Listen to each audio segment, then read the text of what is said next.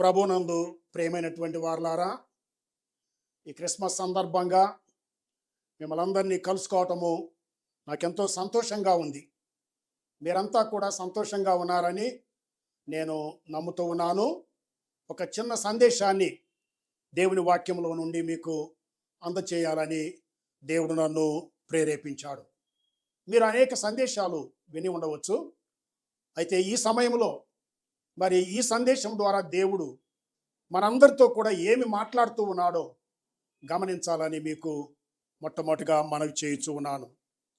మత్తయి సువార్త 2వ అధ్యాయము మొదటి 12 వచనాలు. ఈ లేఖన భాగాన్ని నేను చదవలసినటువంటి అవసరత లేదు. కొన్ని వందల సార్లు ప్రతి సంవత్సరము ఈ లేఖన భాగాన్ని చదివినప్పుడల్లా మన గుర్తొచ్చేది ఏమిటి అని అంటే, ప్రభు అయిన యేసుక్రీస్తును దర్శించినటువంటి తూర్పు దేశపు జ్ఞానులు. అయితే ఒక వచనాన్ని చదువుకుందాము. మత్తయి సువార్త 2వ అధ్యాయము మొదటి వచనాన్ని 11వ వచనాన్ని చదువుకుందాం. రాజైన హేరోదు దినముల యందు యూదయ దేశపు బెత్లెహేములో యేసు పుట్టిన పిమ్మట ఇదిగో తూర్పు దేశపు జ్ఞానులు యెరూషలేమునకు వచ్చి.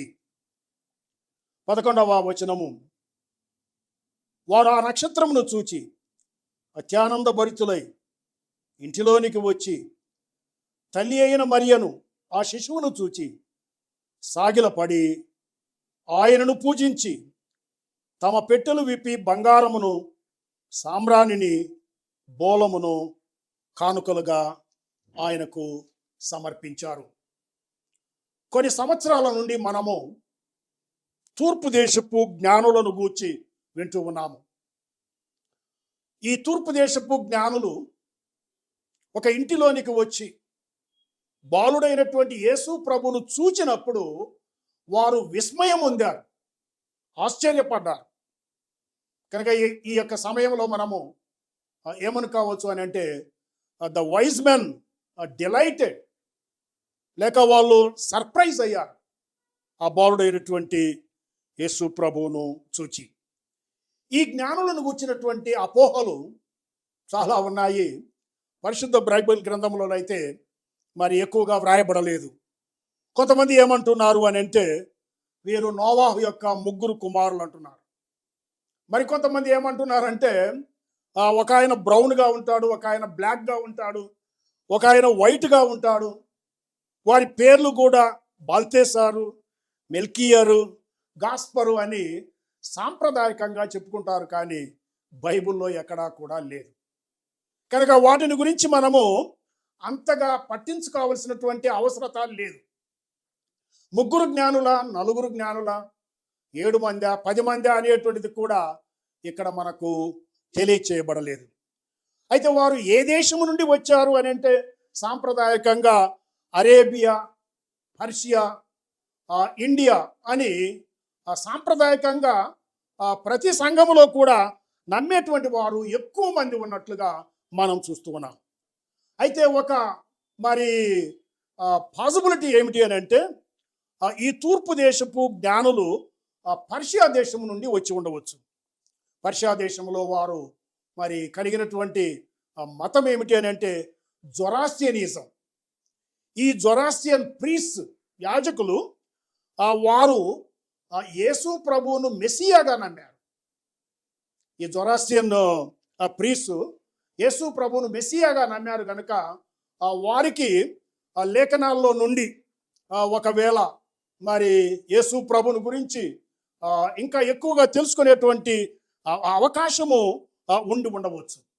కనుక ఎక్కువ భాగము చాలామంది నమ్మేది ఏంటంటే, వీళ్ళు యాజకులు, జొరాస్ట్రియన్స్, వారేమి యూదులు కాదు, వారేమి బిలీవర్స్ కాదు. అయితే వారు జ్ఞానము కలిగినటువంటి వారు, ఖగోళ శాస్త్రాన్ని ఎరిగినటువంటి వారు, జ్యోతిష్యాన్ని ఎరిగినటువంటి వారు, లేక ఆకాశంలో ఉండేటువంటి చిహ్నాలను ఇంటర్ప్రిట్ చేసేటువంటి వారు అనేటువంటి విషయాన్ని మనం చూస్తూ ఉన్నాం. వారి యొక్క ప్రయాణం ఎక్కడికి ప్రయాణం చేశారు? వారు యెరూషలేమునకు సమీపమున ఉన్నటువంటి బెత్లెహేమునకు ప్రయాణం చేశారు. వారు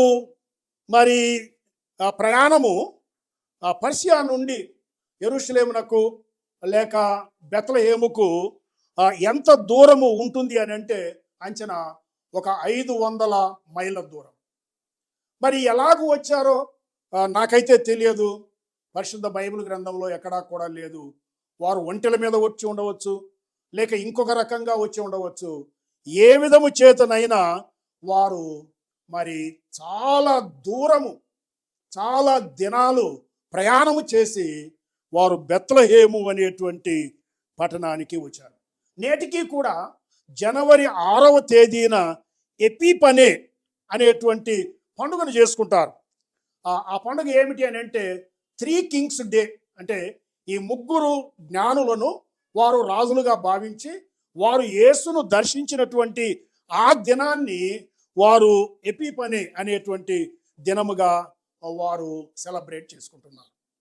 ఈ తూర్పు దేశపు జ్ఞానులు వారు ఆకాశములో ఉన్నటువంటి నక్షత్రాన్ని చూచి లేక దేవుని దూత చేత వారు నడిపించబడుతూ వారు ఎక్కడికి వచ్చారు అని అంటే యెరూషలేమునకు వచ్చారు. యెరూషలేమునకు వచ్చి వారు అడిగింది ఏమిటి అని అంటే యూదుల రాజుగా పుట్టినవాడు ఎక్కడ ఉన్నాడు? ప్రియులారా గమనించండి, దేవుని వాక్యము నమ్మదగినటువంటిది. యేసుక్రీస్తు యొక్క చరిత్ర నమ్మదగినటువంటిది. చరిత్రనే 2 భాగాలుగా చేసినటువంటి వాడు చరిత్ర పురుషుడు, యూదుల రాజు. ఆయన పుట్టినప్పుడే ఈ ఖగోళ శాస్త్రజ్ఞులు, ఈ పండితులు, ఒకవేళ అన్యులైనటువంటి వీరు ఆయన రాజు అని యూదుల యొక్క లేఖనాల ద్వారా ఆయన్ను గుర్తించినట్లుగా మనము చూస్తూ ఉన్నాం. ఆ మాట వినగానే ఆ హేరోదు కలవరపడెను. ఇంగ్లీష్లో he was troubled in his heart. లేక ట్రబుల్ అంటే హీ వాజ్ యాజిటేటెడ్. ఎందుకు అని అంటే ఈ హేరోదు యూదుడు కాదు, అతడు ఎదోమీయుడు. కనుక నేను రాజుగా ఉండగా ఇంకొక రాజు మరి పుట్టడమా, కొంతకాలానికి ఈ సింహాసనాన్ని ఆ రాజు తీసుకురావటమా అనేటువంటిది తన హృదయములో, కడుపులో యాజిటేషన్ కలిగించింది. హేరోదు కలవరపడెను. హేరోదు మాత్రమే కాదు, ఆ యొక్క పట్టణంలో ఉన్నటువంటి వారందరూ కూడా కలవరపడ్డారు. ఎందుకు కలవరపడ్డారో నాకైతే తెలియదు, కానీ ఆ హేరోదు యొక్క చరిత్ర, ఆయన వంశావళి చూచినట్లయితే హేరోదు మరి రోమియోల చేత నియమించబడ్డాడు. మంచివాడు కాదు, అంత మంచి చరిత్ర లేదు. ఒకవేళ నేనేమనుకుంటున్నానంటే ఈ హేరోదే చెడ్డవాడు అనుకుంటే మరి ఈయన తర్వాత ఇంకొక రాజు వస్తాడంట, ఆయన ఎలాంటి వాడై ఉంటాడో, ఎలాగో మమ్మల్ని పరిపాలన చేస్తాడో అనేటువంటి ఆ కలవరము వారిలో పుట్టింది. ప్రియులారా, ఈ నక్షత్ర జ్ఞానాన్ని, ఖగోళ శాస్త్రాన్ని ఎరిగినటువంటి వారు ఒక నక్షత్రాన్ని చూచారు. సంఖ్యాకాండము 24:19 యాకోబులో నక్షత్రము ఉదయించును. బహుశా వీరికి దానియేలు గ్రంథము లేక ఇతర పాత నిబంధన గ్రంథాలు అందుబాటులో ఉండి ఉండవచ్చు. దాని ద్వారా వారు ఆ చుట్టల ద్వారా, ఆ యొక్క స్క్రోల్స్ ద్వారా ఈ యొక్క విషయాలను గ్రహించి ఉండవచ్చు. యెషయా గ్రంథము 9వ అధ్యాయము 1వ వచనము, అయినను వేదన పొందిన దేశం మీద మబ్బు నిలువలేదు. పూర్వకాలమున ఆయన జబూలును దేశమును, నప్తాలి దేశమును అవమానపరచను. అంత్యకాలమున ఆయన సముద్ర ప్రాంతమును అనగా యోర్దాను అద్దరిని, అన్యజనుల గలిలయ ప్రదేశమును మహిమగల దానిగా చేయుచున్నాడు. చీకటిలో నడుచు జనులు గొప్ప వెలుగును చూచుచున్నారు.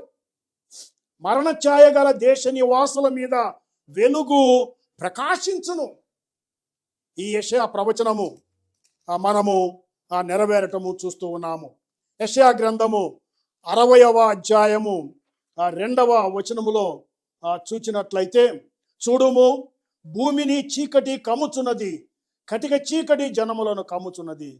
యెహోవా నీ మీద ఉదయించుచున్నాడు, ఆయన మహిమ నీ మీద కనబడుచున్నది. యెహోవా నీ మీద ఉదయించుతున్నాడు.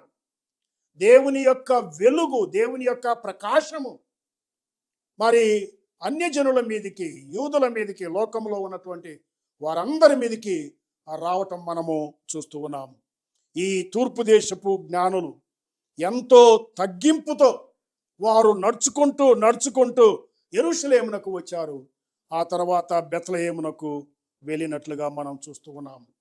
లూకా సువార్త 2వ అధ్యాయము, మత్తయి సువార్త 2వ అధ్యాయం 10వ వచనంలో చూస్తే వారు ఆ నక్షత్రమును చూచి అత్యానంద భరితులై, వారు ఆ నక్షత్రాన్ని చూచి అత్యానంద భరితులయ్యారు.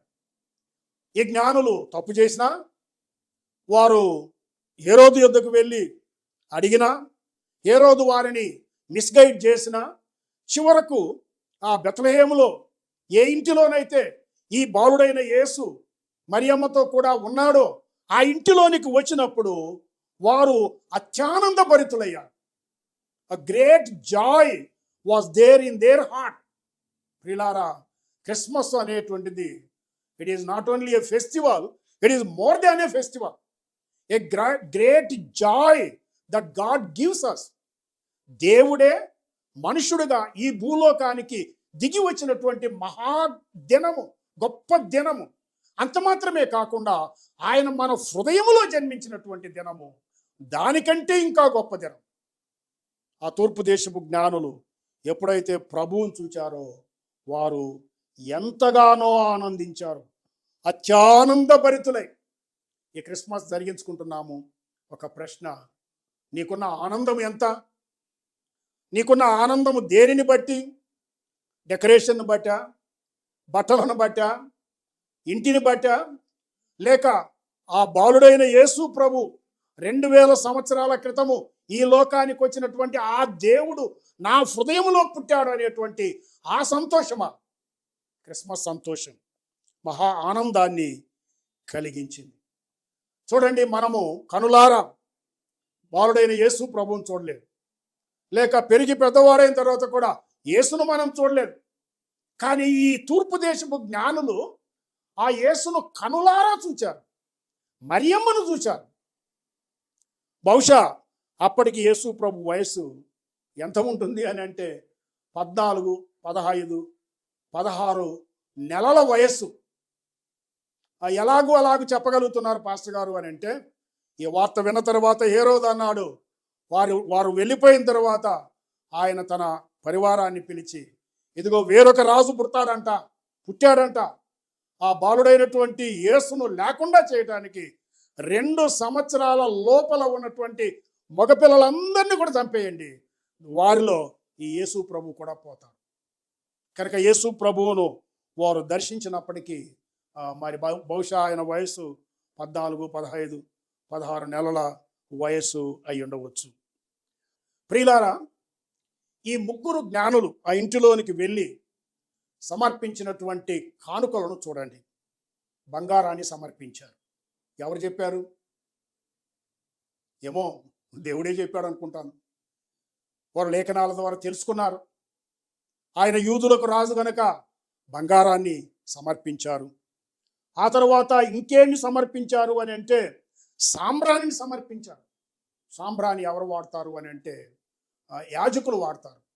బలులు అర్పించేటప్పుడు సాంబ్రాణి వాడతారు.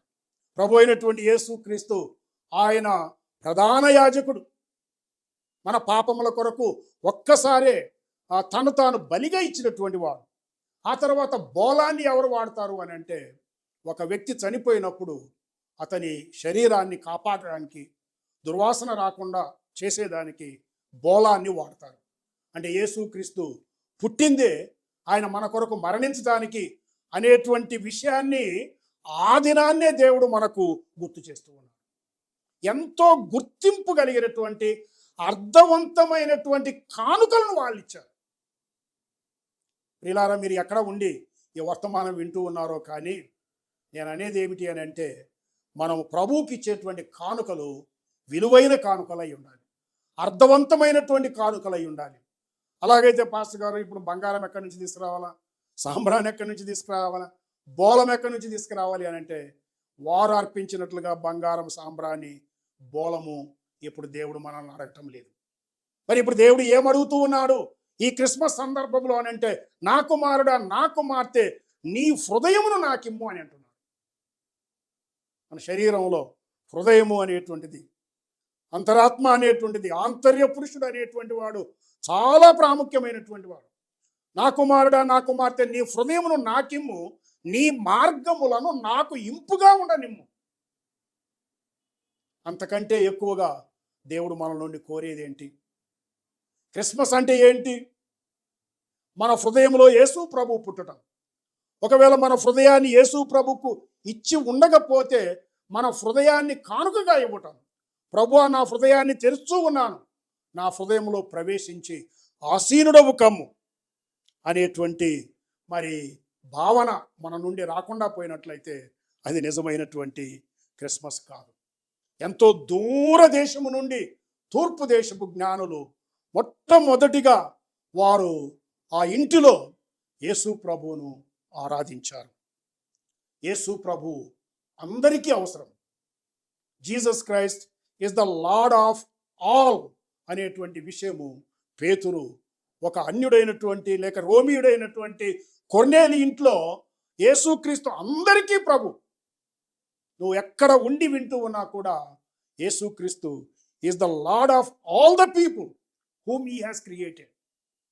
ఆయన చేత సృజించబడని వారు ఎవరూ కూడా లేరు. ఆయన సృజించినటువంటి వారందరికీ కూడా ఆయన ప్రభు అయి ఉన్నాడు. ప్రభువుగా ఆయన అంగీకరించాలి. ఆ తర్వాత ఆయన్ను రక్షకునిగా అంగీకరించాలి. అప్పుడు ఆయన నీ జీవితానికి ప్రభు అయితే నిన్ను రక్షించి నిరంతరము మరి నువ్వు నడవలసిన మార్గంలో నిన్ను నడిపిస్తానని వాగ్దానం చేస్తున్నాను. Jesus Christ is for all the people.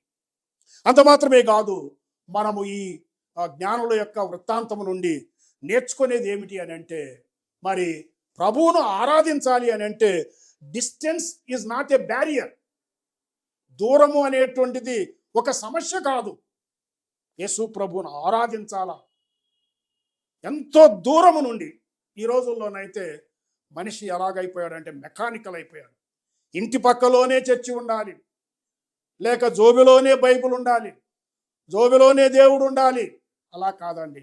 దేవుణ్ణి ఆరాధించాలా, మనస్ఫూర్తిగా ఆరాధించాలా, ప్రభు సన్నిధిలో కనిపించాలి అని అంటే distance is not a barrier.